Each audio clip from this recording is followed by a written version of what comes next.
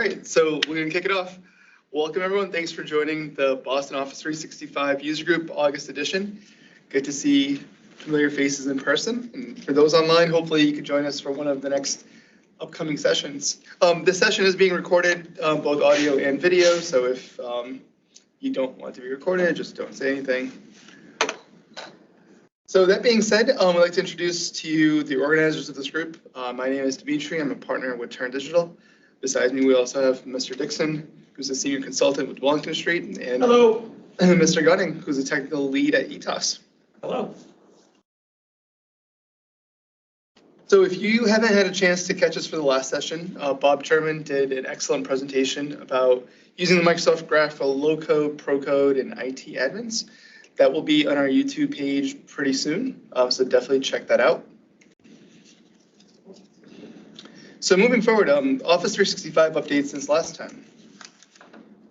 So there's a new record a new video button coming to the stream starting page. So as you can see in these screenshots, you'll be able to start recording without having to pre-record the video and then upload it later. They're also introducing some new functionality where you can do annotations and start text boxes and apply filters and all sorts of effects.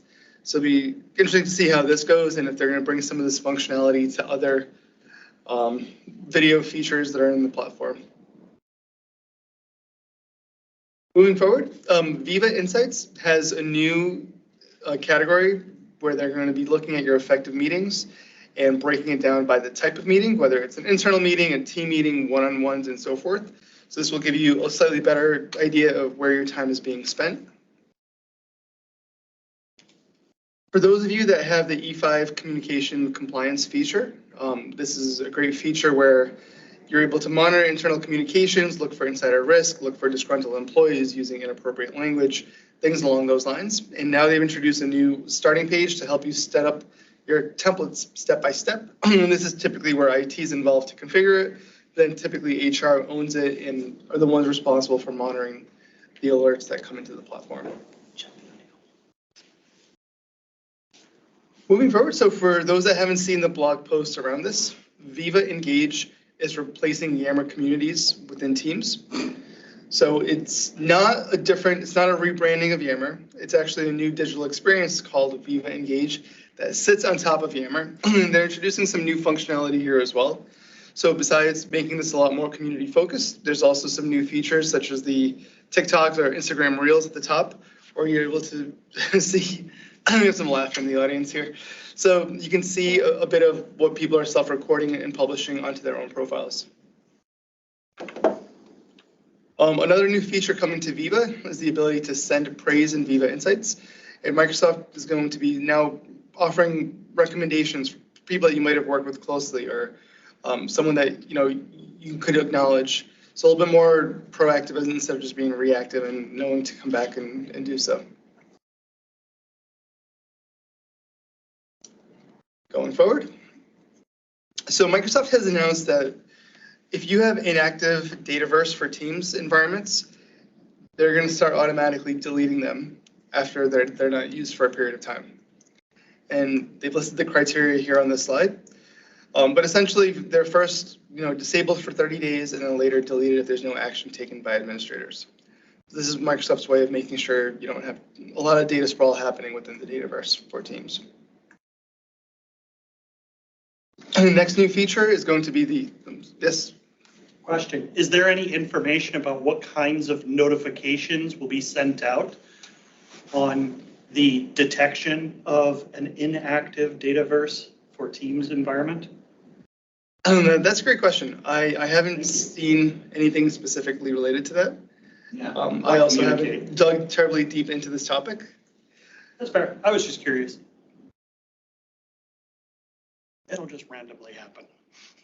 And so moving forward, there's a new feature for automatic transcriptions happening to your regular Teams meetings.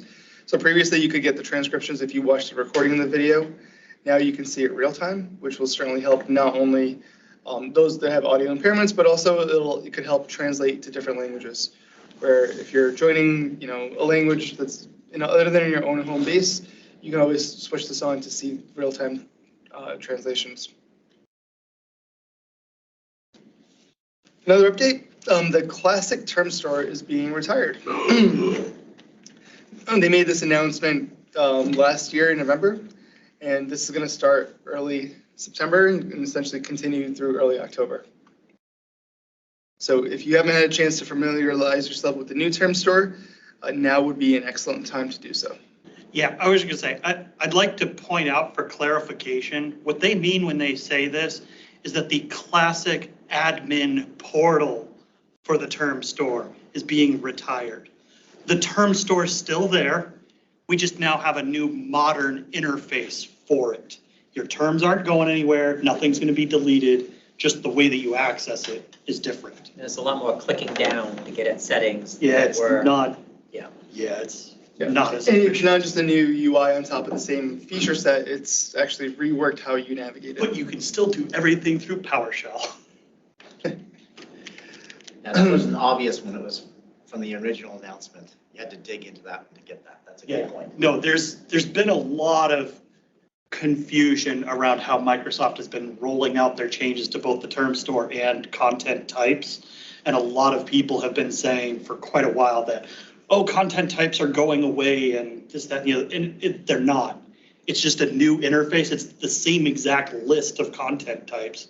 You know, take it from somebody who's been doing content types for 10 years. I go into the modern interface. I still see some of the very first ones that I made. It's looking at the same data store. So it's just new interfaces. Which are faster, by the way, much more performative, which is a nice benefit, Agreed. if not the only one. So those running Windows Server. So Microsoft has started making sure that people are keeping their Windows servers up to date with their semi-annual feature upgrades. So if you're still running your 2020 H2 release, which is turning 2 years old fairly soon, Microsoft is recommending that you go ahead and you start upgrading to a more recent version because they are end-of-lifing it, meaning no more updates will be released. I know in previous cycles, you'd at least have 3 years or maybe sometimes even 5 or 8 years, depending on your support with Microsoft. Now you have 2 years. So keep your environments up to date. Not only is it going to secure your environments, but it's also good practice. So we would like to thank our platinum sponsor, Turn Digital, for continuing to support us. Yay, pizza! Yeah, for those remote, you guys are missing the pizza. We got pizza back, guys. It's Same pizza awesome. from 2 years ago, but it's here. Well, I mean, it's Domino's. You can't tell the difference. Yeah. So for our main event tonight, we have a case study about Visio visuals in Power BI for a theme park operator, presented by Scott A. Helmers. So I will pass this over to Scott. Yay.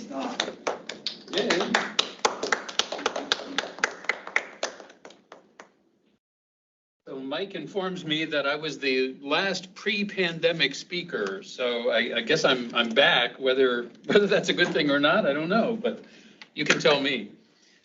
The thing I want to talk about tonight is visualizing data, which is something I probably talked about 2 years ago. I can't remember what the exact topic was, but probably something about Visio and data visualization and possibly even integration with Power BI. The thing that's happened since then is I have a contract with the large entertainment company that I can't technically name that among their many businesses runs theme parks. And it's the theme parks and the resorts at the theme parks that I'm going to show you some visualizations for this evening. For those of you, actually, those of you in the room also, those of you who are remote, if you're interested in a copy of the slides, the QR code will take you directly to them, or the bit.ly link at the bottom of the slides. Oh, I need to share my slides, Yes, don't I? please. Yes, that would be good. So now the aforementioned QR code and bit.ly link ought to look like this. Let's go back one. There we go. There we go. Let's get this sharing thing out of the way here. So yeah, copies of the slides if you want them. I've got the same QR code and the same bit.ly link at the end of the presentation too, if you're, by then you decide you're interested. So the interesting thing with this particular client was they had a couple of challenges that they were trying to address, one of which was they've got a bunch of network techs that go out and fix gear that's scattered around 48 square miles of property through multiple theme parks across that property. And often the techs are not employees of this company. They're they're employees of a third party. So more about that in a moment. But the challenge was, can we visualize data, put data in the hands of these technicians in a way that will help them solve the problems? Second challenge was, we've got a bunch of resort hotels. Are there ways that we can make data available to frontline workers who can then use it to solve guest problems? I've got a couple of slides at the end with some links and resources. Yeah, that's about me. That's about me. That's about me also. Same stuff as, 2 years ago when I last did this, more or less. The LinkedIn Learning courses, there are a few new ones. I'll mention that at the very end. So as I mentioned, one challenge was how do we get network stuff fixed faster? And the real key in their minds was, how do we get park employees or these third-party network technicians equipped with something they can walk around with to help them find stuff? Because often what happens is that the tech in question who gets sent out on a particular call has never been to the building where this switch is, probably doesn't even know where the building is. It's somewhere in the theme park. It's the third building to the north of such and such a ride in the theme park, and that's about the guidance they get currently. So the question then is, can we make that better? And the answer we're trying to provide is of course yes. So my first challenge was to create maps of the parks. Now you might say to yourself, of course there are already maps of the theme parks, and there are. But if you look at many of the maps that exist, they're guest maps, right? They're for the guests in the theme park. They're stylized. They don't tell you much. And they only show the guest-facing buildings. They don't show the backstage stuff, as this company tends to refer to it, the buildings that you really need to know about if you need to repair stuff. So start with creating maps. So I got a bunch of maps from them. I used Google Maps and Bing Maps both in order to be able to get aerial photos, because some of the maps I had were more current, some were less current. There were surprising differences between Google Maps photos and Bing Maps photos, because they're taken by different satellites at different times. So there was no guarantee which one was more current. So I kind of had to compare notes with the folks who were there. Keep in mind too that I'm doing all this remotely. I'm doing this from my house 20 minutes from here. So I've got to have some feet on the street there who can go verify for me what's going on. Now, I mentioned putting the maps and the photos that I found on a background page in Visio. Anybody in the room old enough to remember tracing paper? Yeah, a few hands going up here, a few smiles. Well, that's basically what a background page allows me to do in Visio. A background page is a way to put images or text or anything else for that matter that you want to have appear on a foreground page but be unalterable. So the foreground page becomes the tracing paper.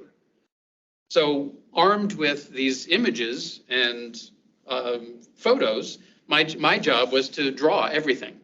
So this was the really time-consuming part of this project, because I am truly sitting there in Visio drawing every cart path, every walking path, every road, every pond, anything that's on the map that would be useful for the technician walking around to understand what he or she is going to see next, and when they turn this corner.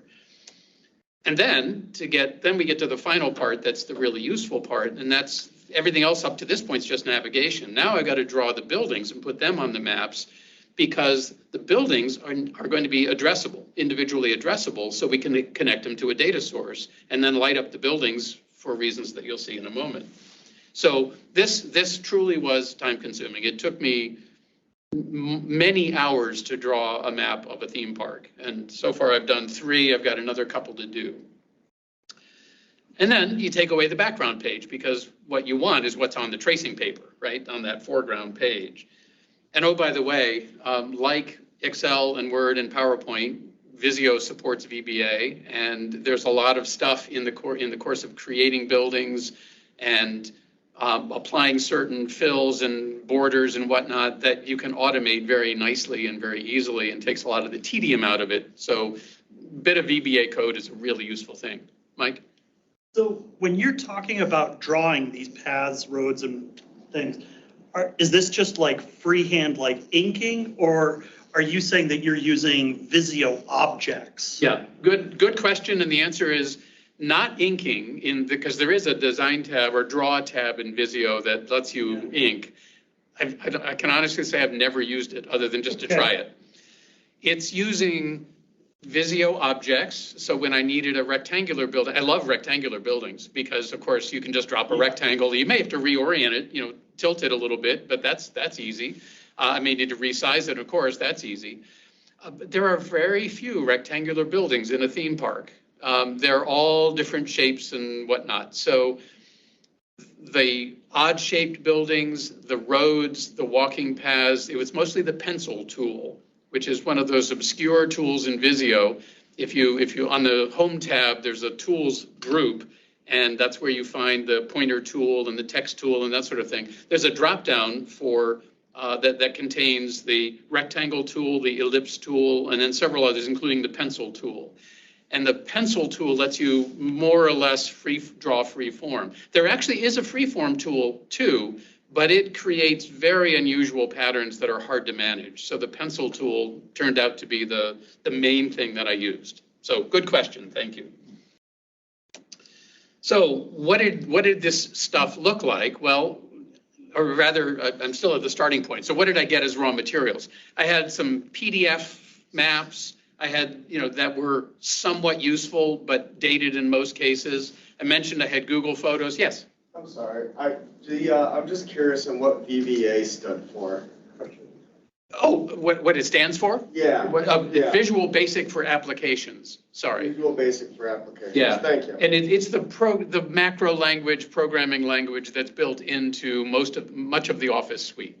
Okay. And technically, for those of you who want a short history lesson, Visio was actually the first third-party application prior to its acquisition by Microsoft. Visio was actually the first third-party app that supported VBA. May or may not have contributed to the reason why Microsoft bought Visio Corp in 2000, but it was, I suspect, part of the reason because it was integrated more nicely than some other third-party apps. Thank you. Yeah, it was 2000. It was. As I mentioned, PDF maps of varying qualities, aerial photos from Google Maps or Bing Maps, and often what I ended up creating on my background pages were mosaics or collages that were part of one map, part of an aerial photo, because I was trying to get the most current thing. So go where the most current thing appears to be, and then have to rescale and resize things so that the aerial photos are sized the same way as the PDF map and so forth. And then what you finally end up with is the ability to draw. And so here's where I was drawing roads. So you can see the black dashed lines around the outer edges. Those are the driving roads that surround the park, the access roads for service vehicles primarily. There are actually railroads. You'll see some railroad tracks in the middle here. Let me do this. So we've got, this is a guest railroad that runs along here. There's also a roller coaster over here that you can see the sort of convoluted railroad pattern. And by the way, how did I make railroad tracks? Well, Visio supports custom line patterns. There are several dozen different line patterns, dots, dashes, and combinations of the two, different line weights and so forth. But Visio has always supported custom line patterns. So I emailed a friend of mine in Canada, a guy by the name of John Marshall, who was actually the first Visio MVP back in 96, 90, something like that, when the MVP program was first started. And I said, hey, John, do you have any railroad tracks by chance? And in his typical way, he said, well, I remember doing some railroad tracks like thing a while ago. Let me see what I got. So next day I got a custom line pattern from John that was railroad tracks. And I said, oh, by the way, do you have a river? Because I had to draw these canals and things, and it was easier to, in some cases, just to be able to draw a custom line pattern, especially for a section that, it's a little hard to see here. Let me see if I can zoom in. Control plus. Yeah, the section right in here is a flume ride. So this right where my cursor mitt is, the hand there, is a flume ride. And that, rather than try to trace both sides of that river, it was a whole lot easier to make one line and then apply a custom line pattern that looked like a river. So John gave me a railroad and he gave me a river. It was pretty great. So that was the starting point. If you think of it, so far, all I've drawn is the infrastructure. What I need to do is the part we really care about, and that's the buildings. And so that's what came next. So now that I've got the thing on the left, I put that on its own background page, and then I draw the buildings on top of it. And all the black rectangles and non-rectangles are the buildings. So now I've got something usable. I've got individually addressable buildings in a Visio diagram. So now we need to go get data. Oh, by the way, first we have to assign a unique ID to each building. Now you would think a corporation that ran theme parks would already have a numbering system for their buildings. And there may be one, but we didn't find the person who knew what that was. Still haven't. So they said, oh, just number them yourself. So I created a new set of numbers for the buildings in this theme park, in each of the theme parks. That allowed me then to take the data that they provided to me that so far is just the network equipment, but that located all the network equipment in the buildings, and then link the two together. Next was create visualizations. Now, in this particular case, I've just used color, as you'll see in a moment. There are lots of ways to visualize data in Visio, including colored flags and all sorts of icons and text labels and that sort of thing. I did use text callouts or text labels for the building numbers themselves, and when I zoom in, you'll see that in a moment. But the primary visualization was, tell me what kind of equipment is in this building based on the color. And then, because we're using multiple colors, it's useful to know which colors mean which. So Visio is pretty good about generating a legend. In this case, I ended up doing most of this particular legend myself, although the automatic legend generator is actually pretty good in Visio. And this is what we ended up with. So here is, and let me,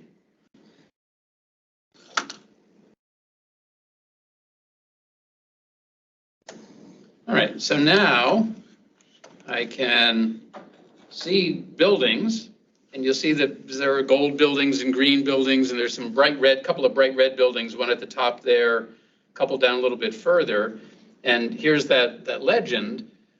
So we've got, ultimately, we will have buildings that are colored based on what you can just see in that legend, which is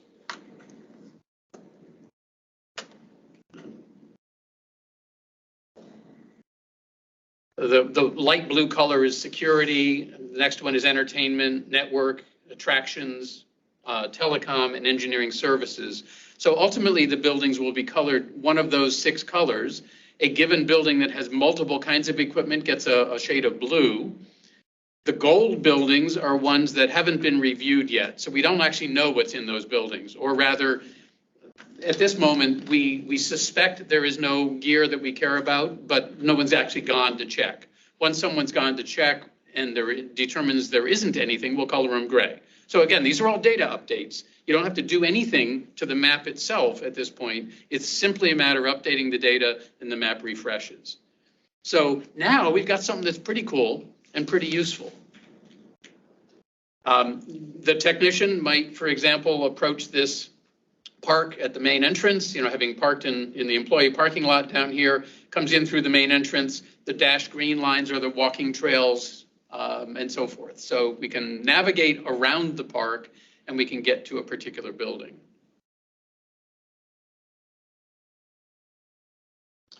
So in real life, let's do it this way.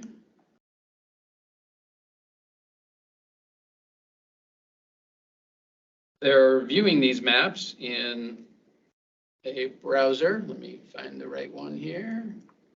There we go. Storing a Visio diagram in either SharePoint Online or OneDrive for Business allows it to be viewed in any browser on any device, something I probably said 2.5 years ago when I was last here. This happens to be Chrome. No, sorry, this is Edge, and it could be anything. In this particular case, most of the network techs have iPhones, and that's fine because these maps render just fine in Safari. Or there's actually, for those of you who care about iDevices, there actually is a Visio viewer specifically for iOS devices that has a couple of additional capabilities. It's pretty nice. But in general, the fact that this is in a browser means that I can just roll my mouse and zoom in. And I should have done this before, I apologize, rather than zooming in on the PowerPoint slide, now, when I zoom in, you can read because the fidelity remains good up to pretty significant zoom levels. So now put yourself in the shoes of the network tech who enters the park and needs to navigate around, can pan and zoom just by clicking and dragging. Here's that roller coaster, the railroad tracks custom line pattern that John designed, and the River Rapids river custom line pattern. The building numbers are one form of data graphic, a text call out, as I mentioned a moment ago, and the colors are another variety. So we've succeeded in equipping network techs who may have been to this park as a guest, but not necessarily ever in their job as a network tech, with usable maps that they can use on any device. Questions? Anybody in the virtual audience have any questions? What are you using as the backend data source to drive this? Right now, it is the question for anybody remote. The question was, what's the backend data source? Right now, this is data in Excel. It's the easy route for getting started. This particular set of data, it's not clear what the ultimate data source will be. It will probably end up being a SQL database that has not yet been built. And the reason I say that is it's just a case of what's available now. The network gear that we've got was the locations for the network gear were fairly readily available. The video gear, the security, those all come from different parts of the organization and need to be consolidated. The thing I'll show you next, ask that question again, because there's a better answer in that particular case.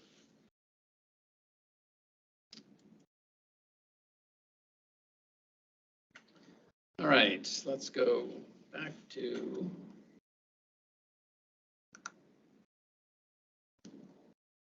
Yes. We have an online question from Okay. Jennifer.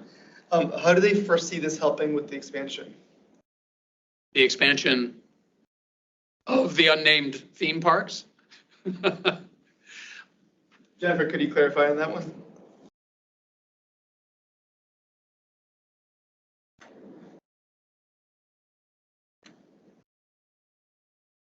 We'll come back if she. Okay, all right.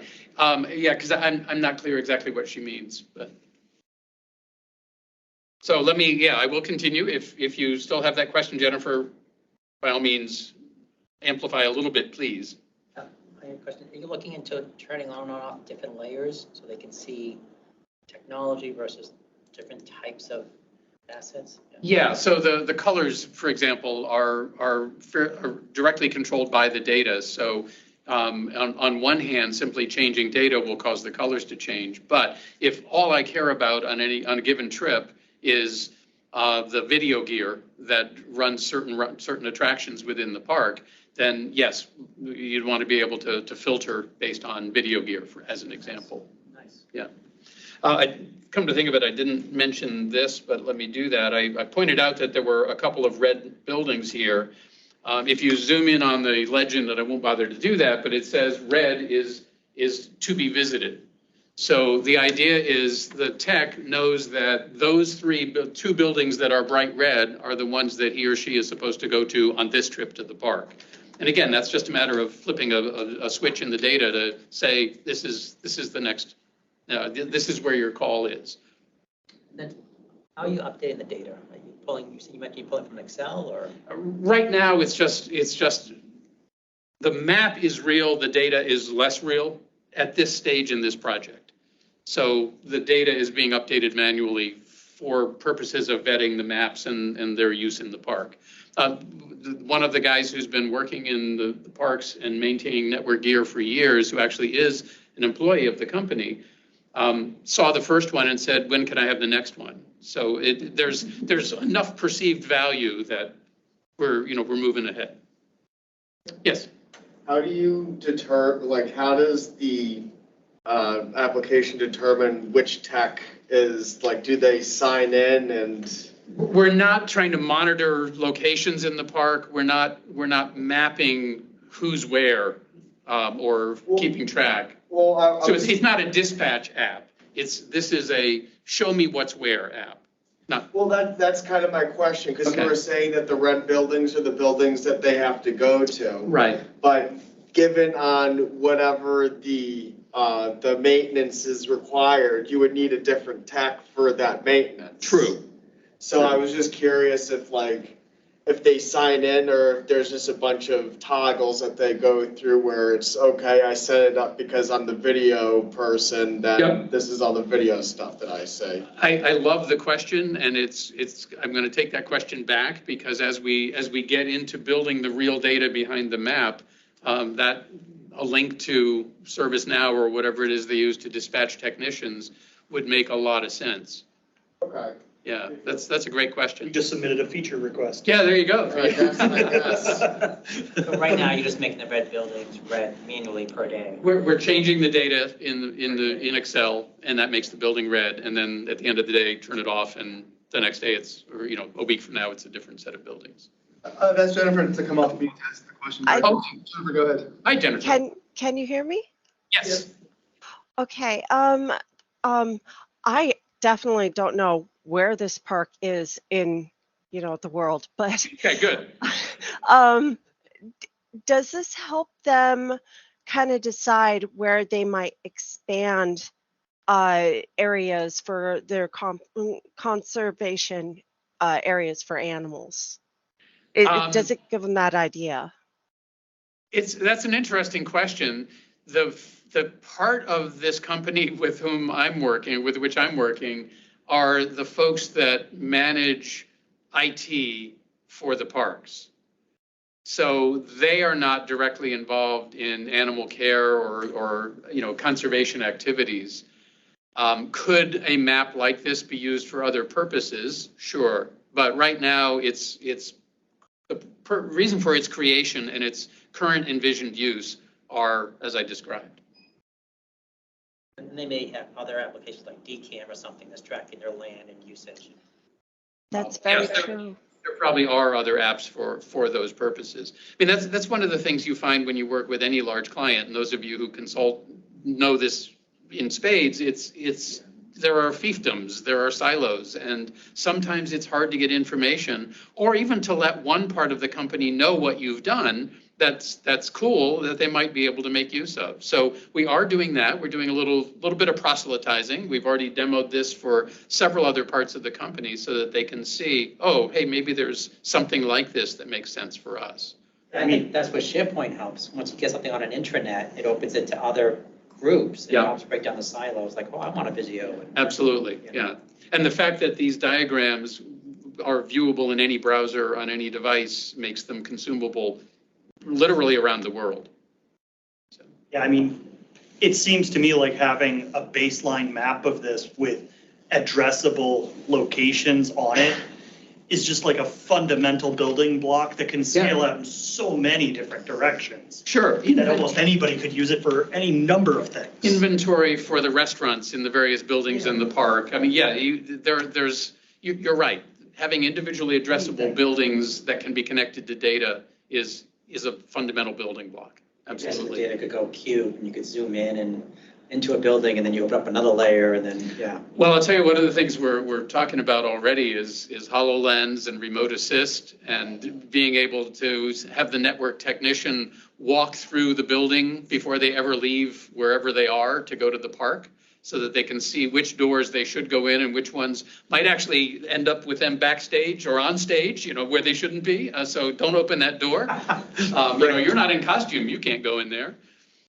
But yeah, there's some interesting possibilities. Good question. Thank you, Jennifer. So let me talk about challenge number 2, which involves the hotels. And here the question is, can we give frontline workers more data, more readily accessible data, so that they can make guests happy? They currently have access to, and now we'll come back to Dimitri's earlier question, this company uses something called Hot Sauce. That's Hot SOS, service order system, that is provided by a company called Amadeus, which is one of the main travel industry providers for one of the early airline reservation systems that's morphed into a lot of other stuff. Hot Sauce is used by many hotel companies and hotel chains around the world, and in Hot Sauce you find a record essentially for every interaction with a room in every resort property for this client. And that's everything from housekeeper went in to make an inspection, left 1 minute later. Housekeeping supervisor did that. Housekeeper went in, spent 37 minutes in the room, came out at the end. Housekeeper called engineering because the air conditioning wasn't working. Guest called engineering because they needed a drain that was clogged to be fixed. Guest called the front desk because they need towels. I mean, it's truly everything. And you'll see this in the Power BI report in a moment. So there are hundreds of thousands of records per property, and many, in some cases, thousands per room.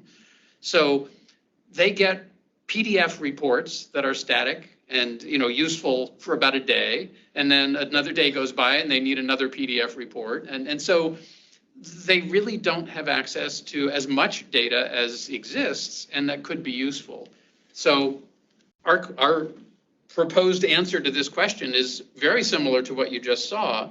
That particular solution uses the parks themselves use only Visio and diagrams created in Visio. This is a Visio visual in Power BI, as you'll see in a second. The process was essentially the same. Get maps of the buildings, get floor plans. Now, are there various types? Sure, I'll talk about that in a second. Put them on a background page. I'm using my tracing paper again, right?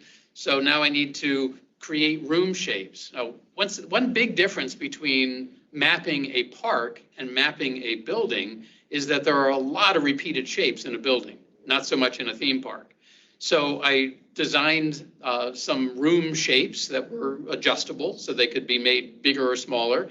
Many rooms are rectangular, but not all rooms, especially when you get into upper floors in a tower where you've got executive suites and bigger rooms and presidential suites on the top floor and that sort of thing. So there's some handwork there. Not all hotels are rectangular, so lots of rooms are not rectangular. So less of a problem, more repeatability than in the theme parks when we get to the hotels. But you still have to create the room shapes. And then most hotels that you've ever stayed in, there are blocks of rooms on one section of a corridor, and then maybe there's a linen room and then another block of rooms. And so the good news was I could organize the room shapes into blocks and then just have to place blocks on a floor rather than having to place every individual room. This was absolutely a case where VBA code was critical because there are thousands and thousands and thousands of rooms across all the properties in any one of their resorts. So here's where the repetitious stuff was really a drag. In fact, I spent more time writing VBA code last fall than either they or I liked, but it was a necessary investment. It just happened to be a much bigger investment than I ever imagined going in because, frankly, I'd never drawn diagrams of a dozen different resort hotels before. And the goal was the same as the theme parks. There it was individually addressable buildings. Here it's individually addressable rooms. And by the way, I'm not watching the time. How am I doing here on? Okay. You're good. All right. So what do we start with? Well, like the theme parks, what we ended up with was a range of stuff that I assembled. The thing on the left You know, when you check into a hotel and you close the door to the hallway, and on the back of the door is a map of where the exits are? See these little red arrows that you can see pointing at, those are the emergency exits where the stairwells are. And this is actually, for one of the properties, they gave me photocopies of the maps from the back of the doors, because at that moment in time, that's what they could find. On the other hand, there were other properties for which I got the original CAD drawings from when the buildings were built or when buildings were renovated. So it was kind of this extreme from what's on the left to what's on the right that I had to work with. I didn't end up needing to create collages in quite the same way I did for the parks. I could use one source of truth essentially, but either way, I still ended up needing to create individually addressable rooms. And the VBA code was useful for things like, I've got a hotel that the third, fourth, and fifth floor layouts are all the same. It changes on the 7th floor. 8 is the same as 7. 9 is different again. 10 is different. 11 and 12 are completely different too. So I needed to be able to plop a floor onto each page of the Visio diagram and then have the code go through and automatically number the rooms on each floor based on how many there were and which floor it was. And oh, by the way, don't forget about the 13th floor, which never exists in hotels. So you can't number 13. You have to remember that even though it's the 13th floor, everything's 14. Yeah. So minor challenges along the way. The intermediate state was Visio diagrams that look like this. So we've got a block of rooms in several different wings in building 3, floor 4 in the upper left. Building 4, floor 2 is a different layout, but I still had the blocks of rooms. Some buildings, the rooms are numbered from bottom to top or left to right. In others, they're numbered from right to left and top to, so the code has to be flexible enough to do that kind of numbering. And then, of course, you've got a property like the one at the bottom where you've got a central wing that is, right angles, and then the 2 wings on the side that are off at a 30-degree angle, and so all the rooms need to be canted by that amount. But the good news is, once the rooms are addressable, we can do the same thing. We can number the rooms, we can use those room numbers, and I did not have to invent room numbers. All the rooms were numbered. Link the rooms to room data from Hot Sauce, and then drop a Visio visual into Power BI. Just for any benefit of anyone listening, if you haven't heard me or someone else talk about the Visio visual for Power BI, it's been available for probably 3 years at this point. It allows you to drop just like any visual in a Power BI report, you can drop this thing onto the report page, but it is linked to a Visio diagram. And so all of the data attributes that are available in the Visio diagram are available in the Visio visual in Power BI, and can, through the same IDs that you would use to link other visuals together, they can all be tied together, and you'll see that in just a second.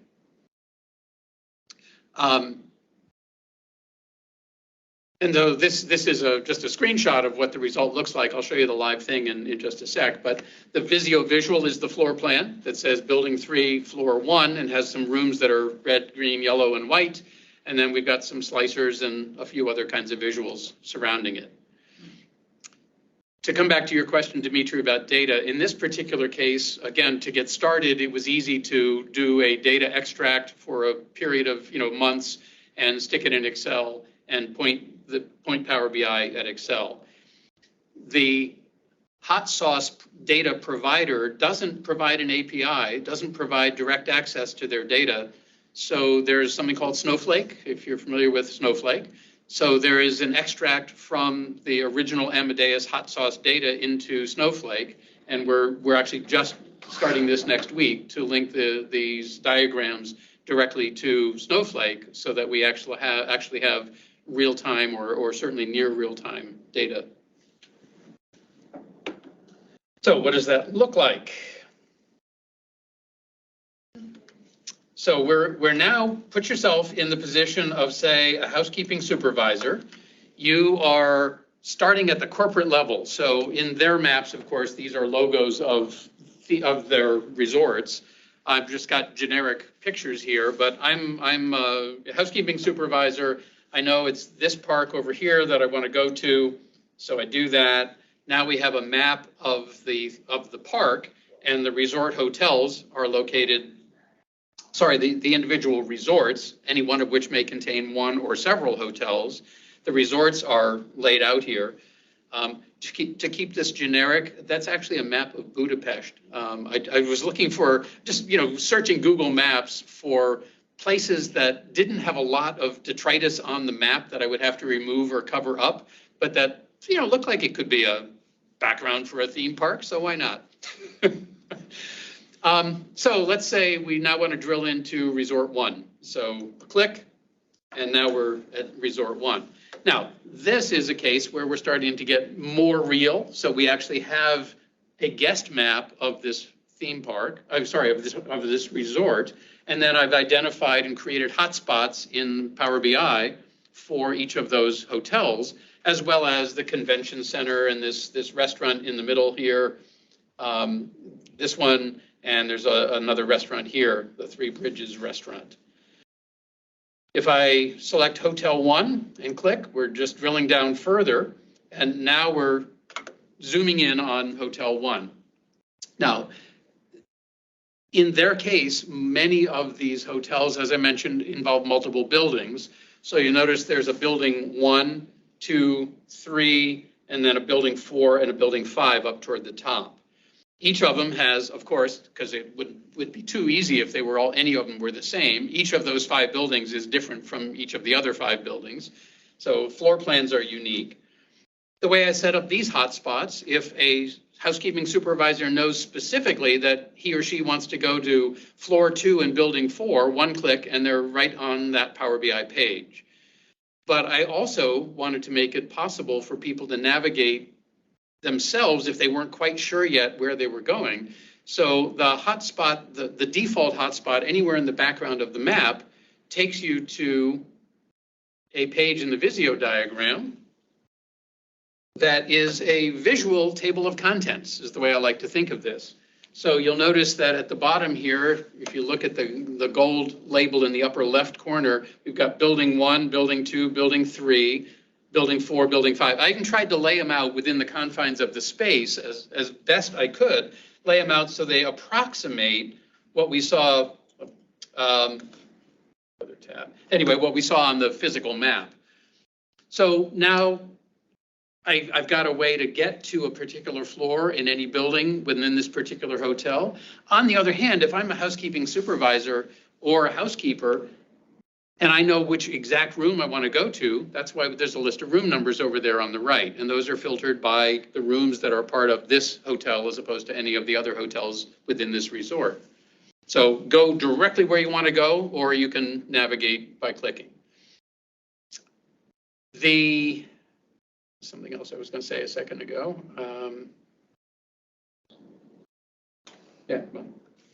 So now let's say I want to go to Building 3, Floor 2.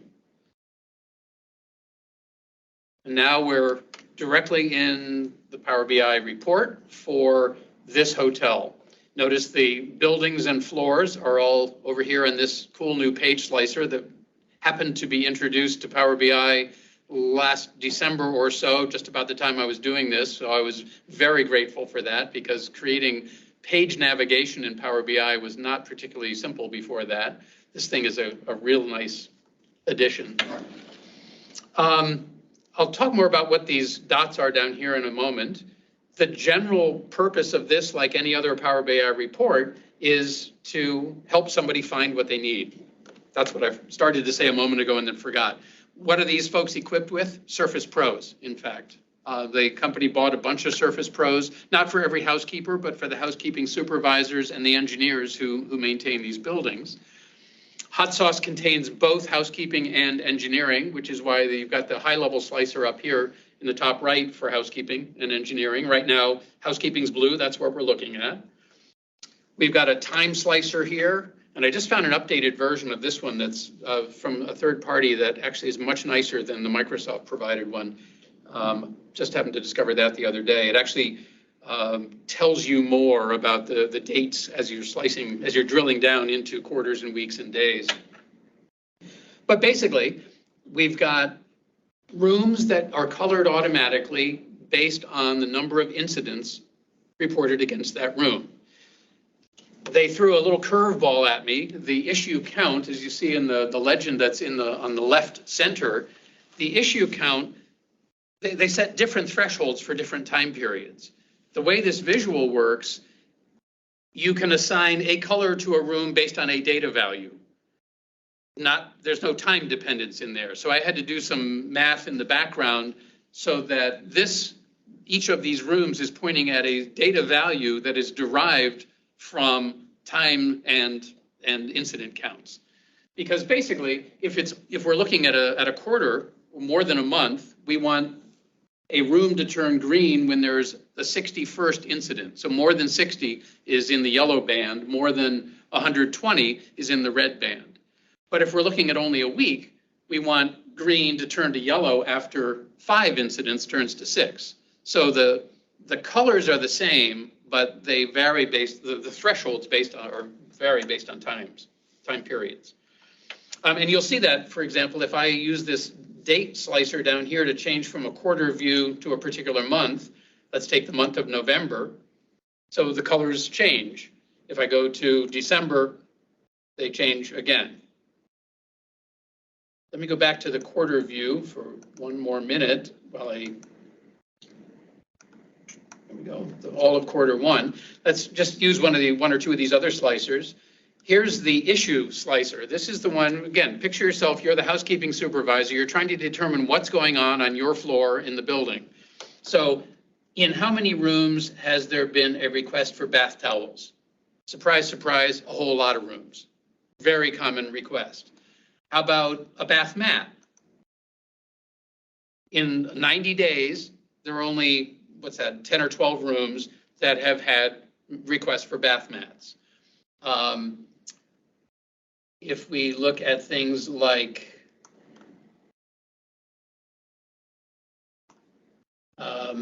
soap, again, we're winnowing down. We're looking at where there are issues. When we get to engineering, it starts to get a little bit more interesting. But right now, at the very least, we're equipping a housekeeping supervisor with a Surface Pro to be able to touch here, touch there, and drill in on whatever data is of particular interest to him or her. Let's talk about engineering. As I mentioned, that I think is a little bit more interesting case, in part because we've got reset filters. That would be a more useful thing. Always provide a reset button. Yes, Dimitri. We have a question from Naveen asking which visual is the slicer? Oh, okay. The Visio visual, if you go to the Power BI store and just type in Visio, there is exactly one. At least I haven't looked in about a month, but there's never been more than this one. So just look for additional slicers in Power BI and type in Visio to search. So engineering. What do we know about engineering? Well, different kinds of issues. This is paint. This is fix the carpet, the shower leaks, that sort of thing. So let's see whether we can use this to derive patterns. And that's really where this starts to be powerful, is looking visually for patterns that just aren't going to jump out of a spreadsheet or a PDF report. So for example, I've got a drain problem. So in this quarter, we've got 2 rooms on this floor that had drain problems. Now, they're pretty far apart, so there's probably nothing common about those. But if it's 2 rooms right next to each other, or maybe I'm looking at, let's take a ceiling damaged or ceiling leak. Ceiling leaking, there we go. So there are 3 rooms that in this quarter had ceiling leak problems. Well, there's also a wall leaking, wall or surface, so a leak that shows up on the wall. Look at the commonality between the 3 rooms that are highlighted now and what happens when I click wall surface. Well, actually, none of the same rooms. But you can imagine that it's quite possible that I would see 2 or 3 rooms together near each other that have leak issues. What's really powerful now is the average supervisor or engineer works on 1 floor, maybe 2 floors. But when you equip them with something like this, they can say, well, that's interesting. There are 3 rooms on this end of this floor that are all having plumbing related issues. Wonder what's happening on the floor above and the floor below. And when you filter the same way on those floors, you can now see maybe it's a vertical problem. It's not just this floor. We've got a building issue, not a floor issue. And would you find that from the data, the raw data, or a spreadsheet? Sure, eventually, maybe. But it's hard to beat making it this visual. Let me go back to these blue dots that are here in the issue count by room number. Now, this is just a standard issue plot, issue count versus room number. It has some value, but normally these dots would be small. The default is a bunch of small dots, and you'd look for a pattern through the dot. That's not the reason they're here. The reason they're here is simply a limitation, a current limitation in the Visio visual. I'm going to click a room. Let me just pick one here. Actually, let's drill in a little bit and look at November, or maybe the particular week in November. I'm just looking for data that is, let's go back to housekeeping, something that has a little bit of color to it. Yeah, that's close. So I've got a room that's yellow here. Now I want to be able to click on it and zoom in, and that's good. But what I really want to be able to do is right-click on that room 3272 and drill through to a room detail page. But you know what? That's the limitation. The Visio visual does not currently provide a drill through. So what I finally ended up with is this issue count visual. Why is the dot so big? Because I'm a supervisor walking around with a Surface Pro, and that's about the size of my fingertip. So that's why I made the dot that size. And sure enough, this visual, unlike the Visio one, this visual does support right-click, drill through, and sure enough, I'm now looking at a page that shows all of the details about that particular room. If I want to see what's this green color, well, it's one issue that was a late checkout pending, so it's not really a room issue, it's the guest that's causing a problem. Room occupied, inspection, bath towels requested. You get the idea. These aren't really anything that's critical, but we're keeping track, the issue by trade, completed by trade. Those are who actually reports the issue, who actually fixes the issue. Because it may be someone who's in the room painting it who discovers that the reason they're painting is because there's a leak in the ceiling. So the person who solves the problem is actually a plumber who comes in to the floor above and fixes the leaking shower. So that's the reason for the pie charts down here.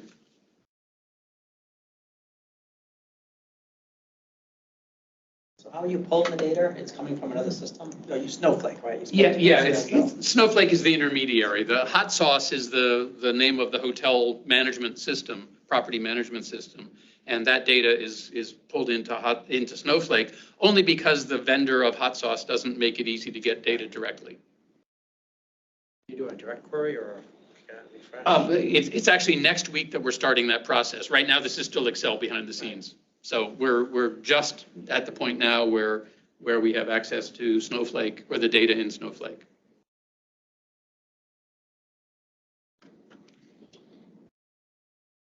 All right, that's most of what I wanted to say. A couple of places to go for more information. These first 3 are just standard Visio stuff. If you want to get some more information about Visio, or if you need help with Visio questions, the Microsoft Answers does have a Visio section. Power BI, there are a couple of pretty cool demos and some articles that Microsoft has written. This demo is worth a quick mention. Let me flick through on it.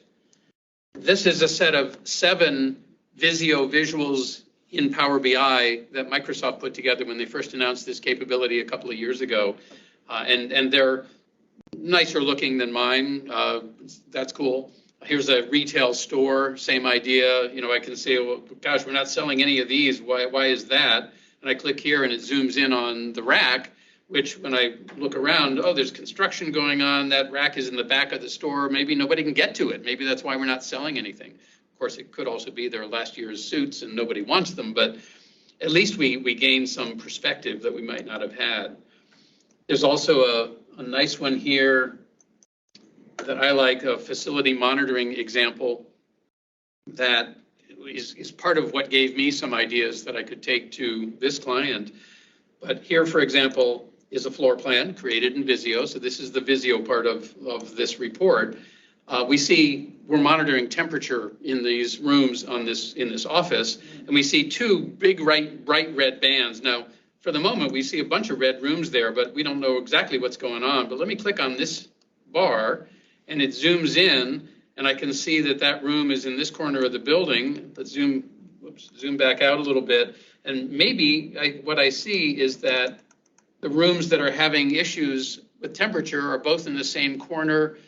Maybe it's, the southwest corner of their building in Phoenix in the summer, and there's nothing you can do about it. But maybe it's because this door to the balcony is open and should be closed, or vice versa.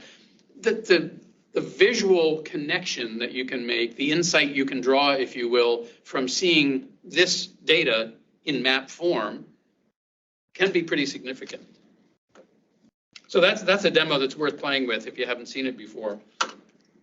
There's another Visio MVP in the UK by the name of David Parker, who was one of the early adopters of the Visio visual and using it in Power BI. As a matter of fact, for Ignite 2019 in the Orange County Convention Center, he made a Power BI dashboard for navigating, because that's a big space. Any of you who were there know how far it could be to get from one session to another.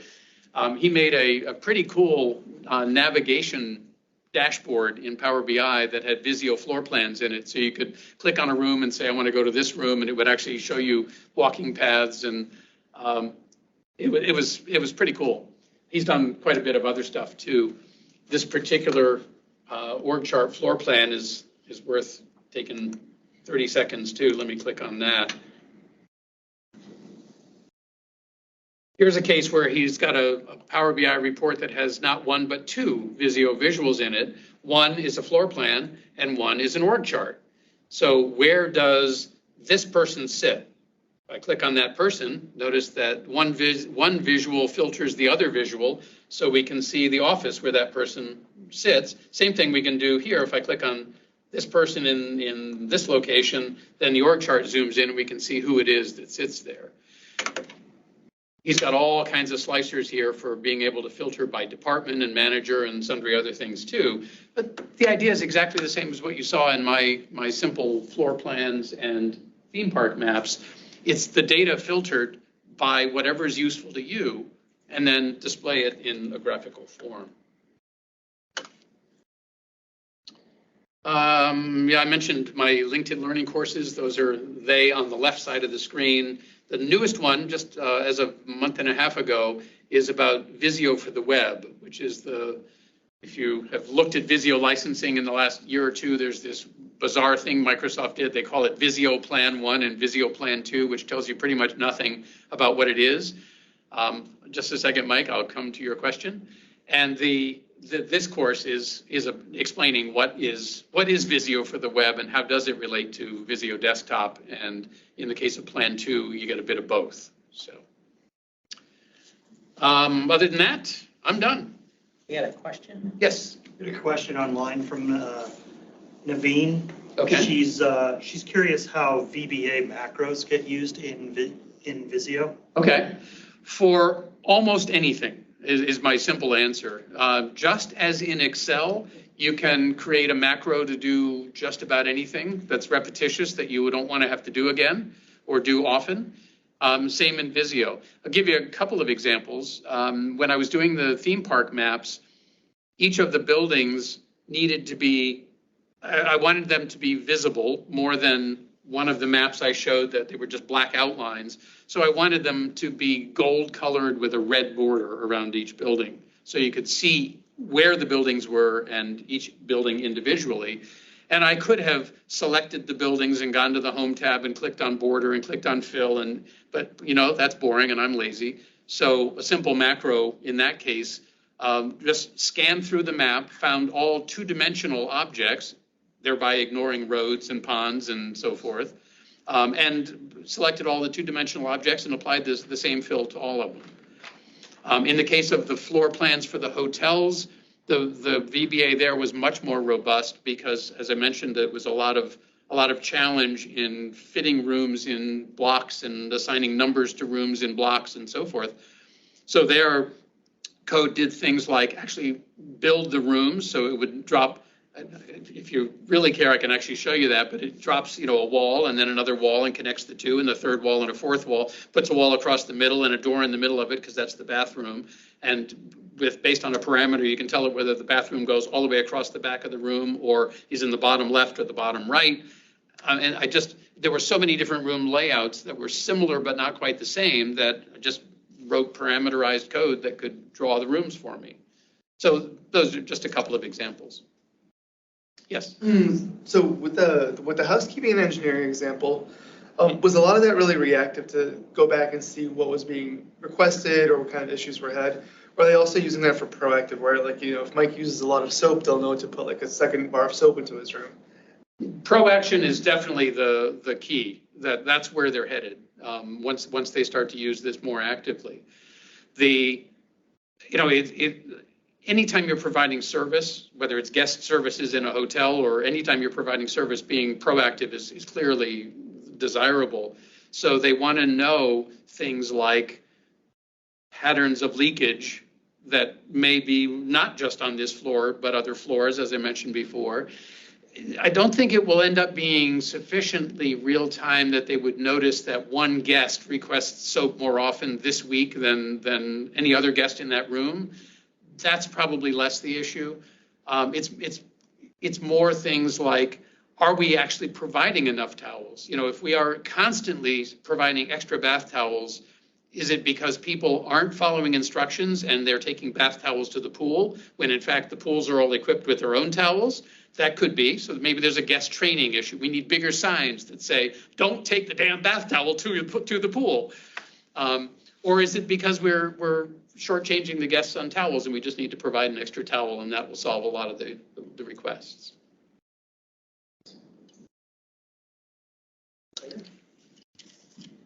All right, yes. I guess with the answer to that question, how would they be able to, like using the towels as the example, how would they be able to tell that the guests are using the towels at the pool as opposed to? Yeah, without some specific inspection, perhaps not, but it may, unless, I don't really know. I guess I've never managed a hotel, so I don't have a good answer for that. Okay. Being used. Yeah, If the example. Part of it, no, that's great. It's an interesting idea. It might be that guests end up taking the towels to the pool and leaving them there. So the hotel might notice that there's an overflow of towels. Yeah. And often, I don't know, a lot of hotels I've stayed in, the pool towels have a stripe on them or they're a different color or whatever. So they can tell the difference between them. So it might be that. Okay. One possibility. And that kind of leads into my second question, I guess, I see this as being such a broad thing. Like you could use this for the exact uses that you're using it for, but you could also use it for day-to-day maintenance stuff, like what trash cans get full more often than others and that kind of stuff. Yeah, absolutely. David Parker, whom I mentioned a moment ago, he did a COVID safety template that's actually part of Visio now. If you look on Visio Plan 2, let's see if I can. I guess that wasn't much of a question either.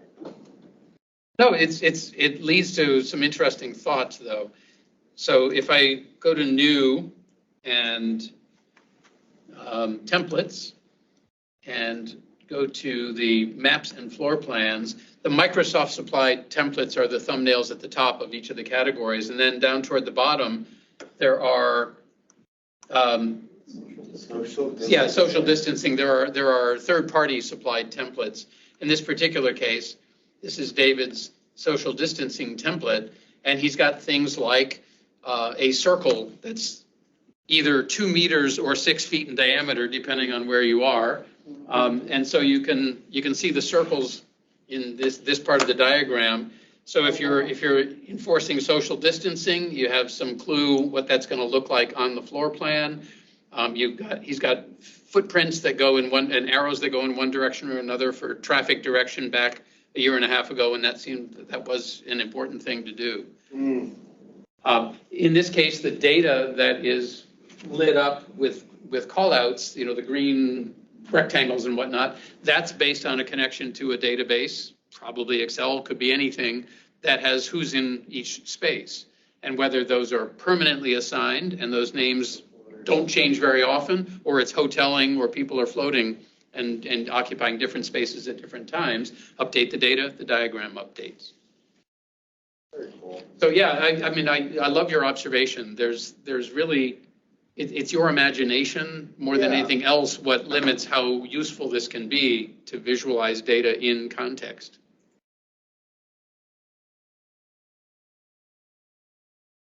I guess one more question too that's been on my mind, I guess. When you're talking about the patterns, like with the bodies of water that you had to make up and stuff, are you talking about just you assign colors and line types to something, or do you? Yeah, there's a specific way to create a custom line pattern, and I'm not going to do that right now, but I will show you the result. If I were to select a line and go to line and line options, then there is a line dash type. So this drop down shows me all of the standard built-in patterns. Let me zoom in here. Oh, okay. So these are all the standard line pattern types that are built into Visio, all the ones that are numbered here. In David's case, he's got a bunch here that are things like a blue banded line, a blue striped line, a cyan, and different colors. Okay. Here's arrows that are 3 feet apart, and so forth. So those are all custom line patterns that he made and embedded into this template. So what I can do then is this. I can go to create a new page, and let me put a line on it. So here's that set of tools that I mentioned that includes the pencil tool. So in this case, I'm going to choose this line, and I'll drop it here. And then I will go to do what we just looked at here. I'll go to line options and set this, and let's just pick what cyan striped, because why not? And now my line has stripes in it that are with a cyan and black pattern, because that's the way he designed that particular line pattern. And the railroad tracks and the river are exactly the same as that. I just simply selected a line, went to the list that I supplemented with the two custom patterns that John gave me, and I picked river or I picked railroad tracks. All right. Okay. That custom line, that's just stored as like a stencil? It's actually a master that's hidden in the document. Oh, okay. Yeah. So if you've ever looked at the developer tab in Visio, there is this thing called the Drawing Explorer, and there is a separate set. These are normally things you would never see unless you know about this, but here are custom fill patterns and line patterns. So look at that. That list ought to look familiar. Those are the ones that were on that drop down just a second. Like you're doing like the lakes and stuff, so you can draw a weird shape and it fills in. Yes, in this particular case, David has a fill pattern called diagonal stripes, which sounds like that's exactly what it's going to be. There is pretty decent help online and on the Microsoft support pages. If you just do a search for custom fill pattern, Visio, custom Visio fill patterns or custom Visio line patterns. It's a little bit obscure the way that you do it, and honestly, the tools haven't been updated since 2000 when Microsoft acquired, because these are such obscure things, very few people use them. But there are decent instructions, and you can create your own patterns. Creating really sophisticated ones is more of a challenge. There's another Visio MVP by the name of John Goldsmith, whom I happened to spend some time on the phone with this morning. Visio input Illustrator objects, Adobe Illustrator. I've done a lot of this. Yes, for fill patterns and things like that. Yes, you can. In fact, I've got a client right now that that designs exercise rooms for hotels and corporations, and they do all the layouts of what equipment will fit where. And right now, the specific thing I'm working with them on is all the different floor patterns, because there's the AstroTurf and all the different kinds of flooring that could be in an exercise room. So we've created a stencil that has all of their custom fill patterns in it, and they can drag one onto the page and auto size it to match the walls of the room. Did it come from Illustrator? That they did it? Some of them did. I did not do those, but they've got a new vendor, the new flooring vendor they're just starting to work with, and that we're about to do just that. We're getting the patterns from the vendor, and then we'll make them into custom Visio fill patterns. And with that, I forgot what I was looking for. John Goldsmith. So he is a guy who does a lot of blogs.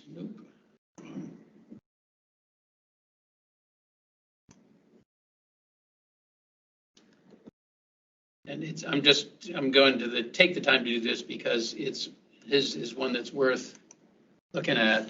It's that's John, that's David, bvisual.net. That was the one that was in my slide. John is John G.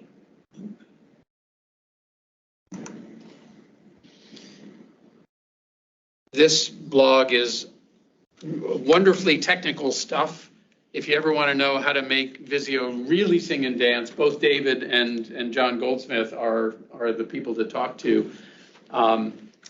John has a couple of blog posts from several years back specifically about custom line patterns. So you can do a search on his blog and find those if you're really interested in the mechanics of how to create cool patterns. And actually one other website that's useful too, and that's the Visio Guy, or VisGuy, visguy.com is his URL. Chris Roth by name, and he is a master at making Visio do artistic things. I joke with him about being an artist trapped in an engineer's body, or vice versa. I mean, his degree is in engineering, but he makes Visio do some of the most artistic things imaginable or unimaginable. So his blog at visguy.com is a great source. And I remember he did a couple of articles a few years ago about custom line patterns. And line patterns can have custom endpoints too. So it doesn't just have to be nothing or an arrow. You can have almost anything there. So he's got a piano keyboard. So you stretch this and weave this line around, and it's got piano keys all along it. It's very cool stuff. We have an online question. Have you seen any performance issues using these tools with your case study? Good question. Performance issues. Only when I'm running teams also. To be slightly less glib, not really. I will say that the load time of a Visio visual into a Power BI report is a little slower than I'd like it to be. You might have noticed that when I was changing pages back in the when I change pages in the floor plans here. If I go to a different page, the Visio visual is always the last thing to load. So there is a bit of delay there, but it gets there. I'd say it's acceptable. It's not what I'd like, but it's acceptable. So that's probably the main performance issue that I run into on a recurring basis. David? This is just more of a Visio question. In the examples you used, the dynamic nature of the display visual has been like color, like modifying the color based on data. Yeah. Is it possible to modify other things like coordinates or lines or other aspects of the drawing based on the data so that it's also dynamic? Absolutely. Okay.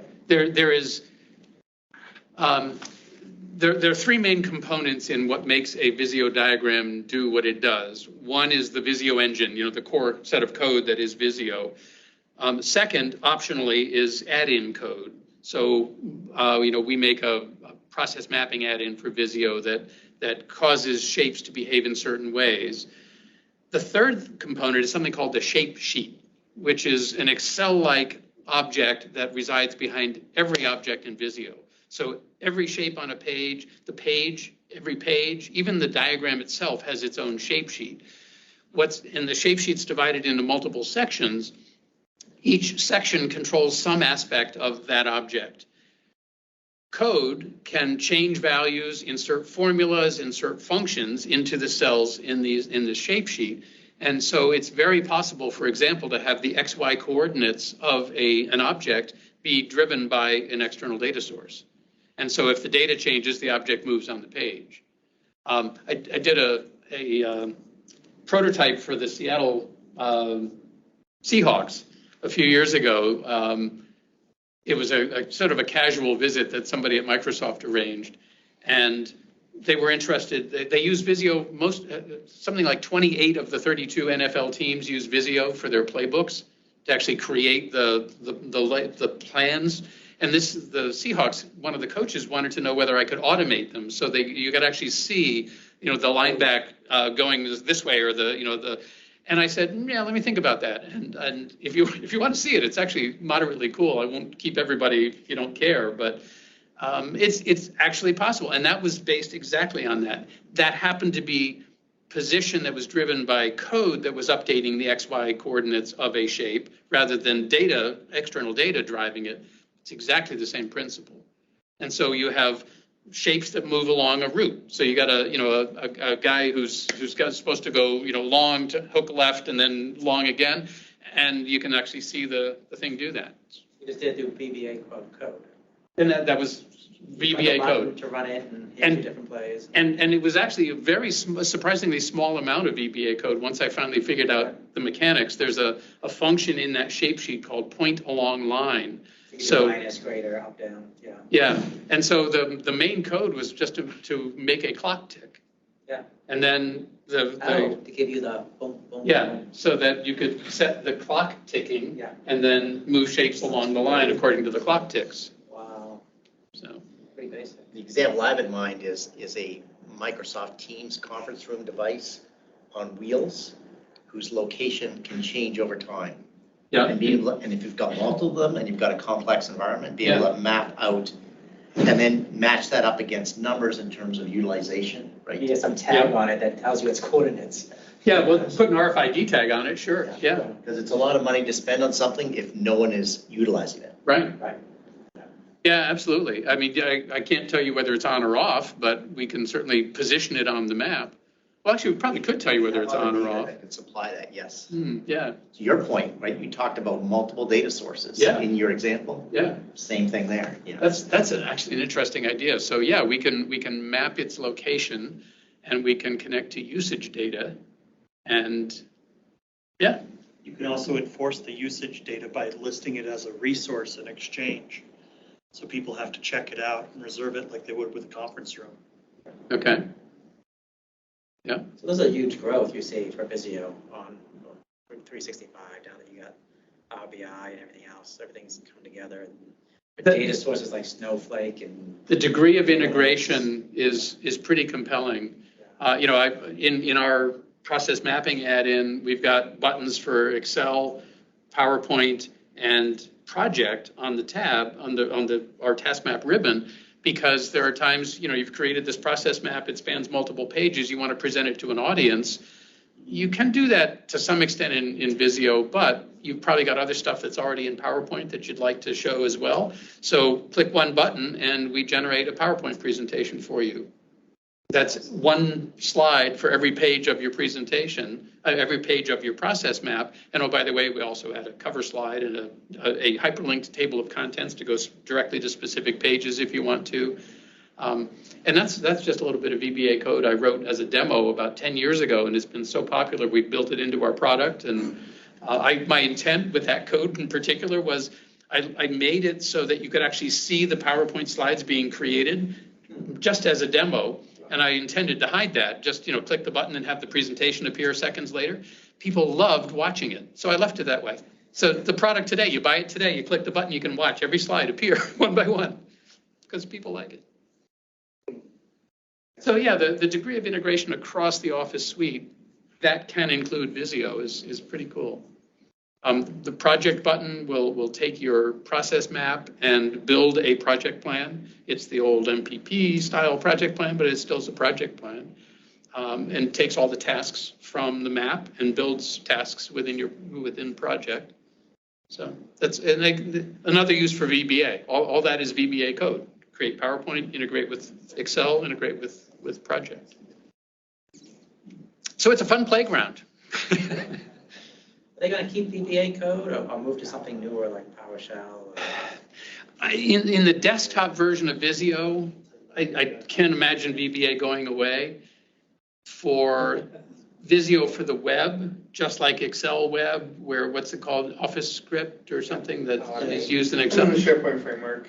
Yeah, I don't know whether that will make its way into Visio. I would certainly hope there's some kind of automation that I can add to Visio web drawings. Maybe a Visio connector for the Power Platform. What's the new Next, I was trying to language think how to that they're update the trying play to with the guy unify all moving the the Office football field products on? online, Yeah. not desktop. Yeah. You had to do that in desktop, not TypeScript's the other line. Yes, in the because cloud. the cloud version doesn't support automation like that. Something moving, yeah. All right, well, thank you, Scott. Thank you. That's Yeah. great. Yeah. Good, you're welcome. It was fun. All right, so let's keep going. So thanks again to Scott. Wonderful as always. We do have an open call for speakers. So if you are interested in speaking at any of our sessions, please don't be shy and submit a session. Just as Scott showed today, it could be a case study, it could be a walkthrough of what you've built, any kind of automations, templates, intranets, or it could be deep diving into a topic like we've had in previous sessions.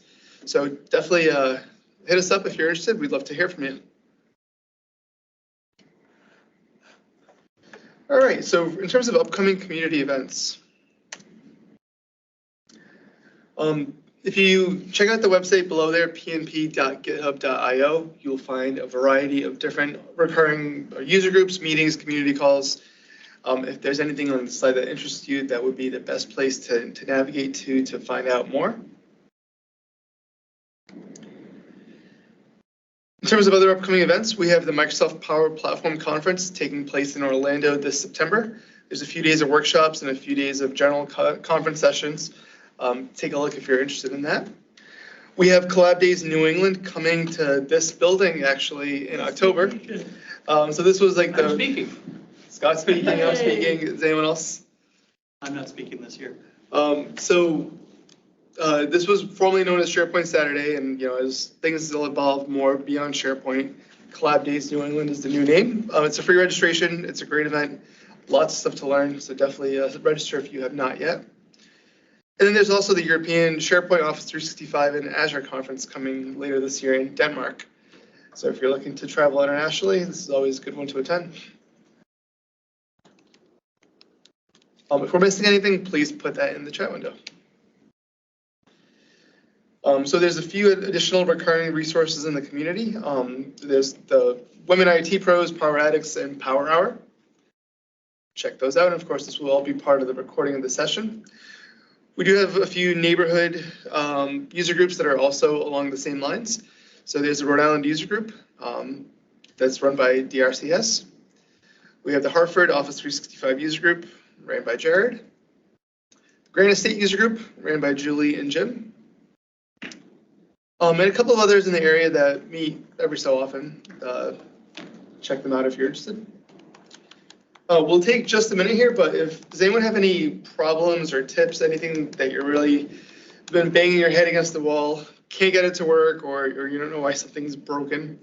If so, please put that in the chat window and we can pause here for just a minute, see if the rest of the community here can help you out. All right, going. Moving forward. So in terms of our upcoming sessions, we are still finalizing the speakers and topics. As I mentioned, we still have a few openings. The September session will be online only. Unfortunately, there's another event happening here that we won't be able to get some space.